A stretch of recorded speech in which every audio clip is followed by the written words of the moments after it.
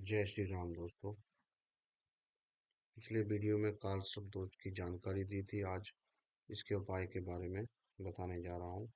सबसे पहले तो ये जान लीजिए कि कालसर्प दोष हुआ किसको था, और कोई घबराने वाली बात नहीं है। सबसे पहले आप ये जान लो कि हमारे देश के जो पूर्व प्रधानमंत्री थे पंडित जवाहरलाल नेहरू, उनको ये कालसर्प दोष था। अमिताभ बच्चन जी को, सचिन तेंदुलकर जी को, और अटल बिहारी वाजपेयी जी को, और भी कई ऐसे नाम हैं प्रभावी जिनको ये कालसर्प योग हुआ था। जब कालसर्प दोष इतने बड़े नामों को रोक नहीं पाया तो आपको डरने की जरूरत क्यों है। तो अब मैं इनके सरल और बड़े ही प्रभावशाली उपाय बताऊंगा। तो इतना जान लो कि कालसर्प दोष कोई शाप नहीं है। ये उन लोगों के जीवन में आता है जो कुछ बड़ा करने वाले होते हैं। तो इससे पहले आपसे एक विनम्र निवेदन है। उपाय बताने वाला हूँ कि आप मेरे चैनल को तुरंत सब्सक्राइब कर लीजिए और वीडियो को लाइक करना बिल्कुल ना भूलें। तो चलिए शुरू करते हैं। पहले ये जान लीजिए कालसर्प योग देश के उपाय। तो पहला उपाय, तांबे के नाग नागिन लेने हैं। तो ये डिस्प्ले हो रही है आप स्क्रीन आपके सामने। शुक्ल पक्ष का सोमवार हो, जो सबसे श्रेष्ठ माना गया है, या श्रावण मास का कोई भी सोमवार हो, सुबह 5:30 से 7:30 बजे के बीच में। जीवन में सिर्फ एक बार करना है उपाय, दोबारा नहीं करना है। इससे करने से आपको कालसर्प दोष से मुक्ति मिल जाएगी, और मुक्ति ही नहीं मिलेगी, आपके बिगड़े हुए काम जो हैं, रुके हुए काम जो हैं, वो बनने शुरू हो जाएंगे। ये 12 टाइप के जो कालसर्प दोष हैं, जो मैंने पिछले वीडियो में बताए थे, उन सब पर लागू होगा। तो अगला बताने वाला हूँ, सपने में सांप दिखे तो क्या किया जाने वाला उपाय। कई बार ऐसा होता है कि सपने में हमें सांप दिखाते, हमारी छाती पर लौटते हैं, हमें ऊंची ऊंची पहाड़ियां दिखाई देती हैं, दबाव पड़ते हैं, और पानी दिखाई देता है। हम अचानक से डर के उठते हैं, भय सा महसूस करते हैं। तो ऐसे ऐसे कई बार आभास होते हैं सपने में। तो क्या करना उस दिन, अगले दिन जो क्या करना, आपने सिर्फ नमक नहीं खाना अगर ऐसा दिखे।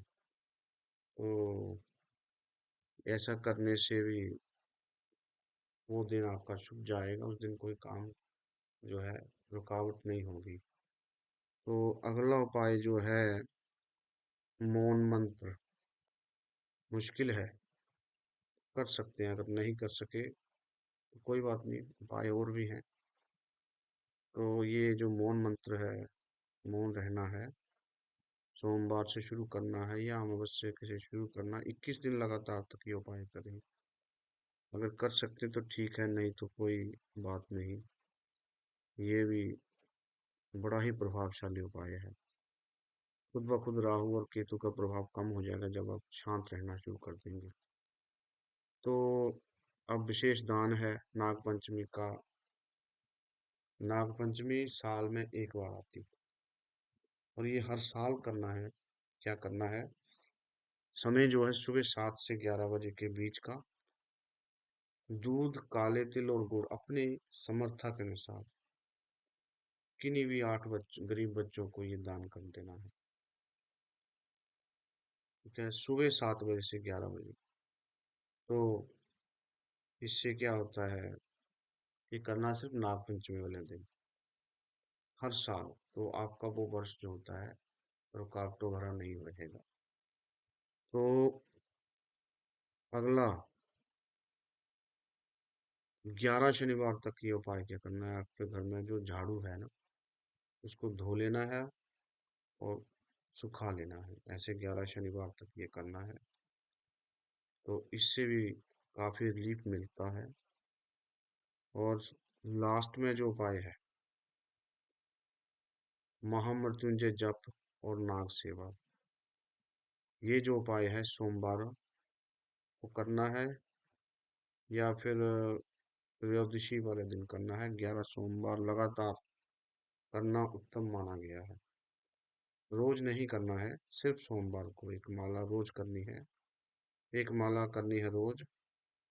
तो त्रयोदशी प्रदोष व्रत होता है, 11 सोमवार तक करना है। तो और एक माला महामृत्युंजय जप रोज करनी है। इससे भी काफी फर्क पड़ता है। ये जो माला है शाम शाम को 6 और 8 बजे के बीच करनी है। महामृत्युंजय का जप जो है आपको तो आता ही होगा। ये नहीं आता तो आप यूट्यूब से वीडियो देखकर डाउनलोड कर सकते हैं, उनसे सुन सकते हैं। तो अब वेरी वेरी इम्पोर्टेंट बात जो आपसे कहने जा रहा हूँ, ये 6 उपाय आपको बताए हैं। जो पहला उपाय था वो भी जीवन में एक बार का था, जो पहले नंबर का था। उसके बाद कोई उपाय करने की जरूरत नहीं होती। अगर ये भी आपसे ना हो सके तो सिर्फ ये उपाय करने हैं। मैं 100 सिक्कों वाला 100 सिक्कों का काल सर्प दोष का जो शांति का उपाय है वो बता रहा हूँ। कुछ ना कर सके तो 1 1 रुपए के या 2 2 रुपए के, 1 रुपए के 100 सिक्के और 2 रुपए के 50 सिक्के, ये आपने लेने हैं शनिवार वाले दिन, या अमावस्या या नाग पंचमी, या फिर सोमवार वाले दिन। सही समय सुन ले, सुबह सूर्योदय से पहले या शाम को सूर्योदय के बाद, सूर्यास्त के बाद। तो किस मंदिर में डालना है? तो ये डालना है शिव मंदिर या नाग देवता का कोई मंदिर हो, जहाँ दान पात्र या हुंडी हो। आप सुन लो करने की पूरी विधि। घर से निकलने से पहले हाथ में 100 सिक्के ले, मन में कहें, हे नाग देवता, मेरे काल सर्प दोष का शमन करे, मेरे काल सर्प दोष का शमन करे। बस ये मन में कहते जाना है, कहते जाना जब तक मंदिर ना आए। जब मंदिर पहुंच जाए तो पहले शिवलिंग पर जल चढ़ाना है, और फिर सिक्के दान पात्र में एक एक करके डालने हैं। ठीक है। हर सिक्का डालते समय मन में बोले ओम नमः शिवाय, मन में बोलना है, मानसिक ओम नमः शिवाय। फिर सिक्के डाल लेंगे। उसके बाद आपने पीछे मुड़कर नहीं देखना है, सीधे घर को लौट आना है। ये कितनी बार करना है? एक बार पूरा उपाय 100 सिक्के। जरूरत लगे तो 2 शनिवार लगातार, या एक बार अमावस्या को। अब अमावस्या को कर लें या 3 शनिवार लगातार कर लें, ठीक है। उसके बाद कोई जरूरत नहीं होती जीवन में करने की। अब मैं बताने जा रहा हूँ प्रिकॉशंस, जरूरी सावधानियां।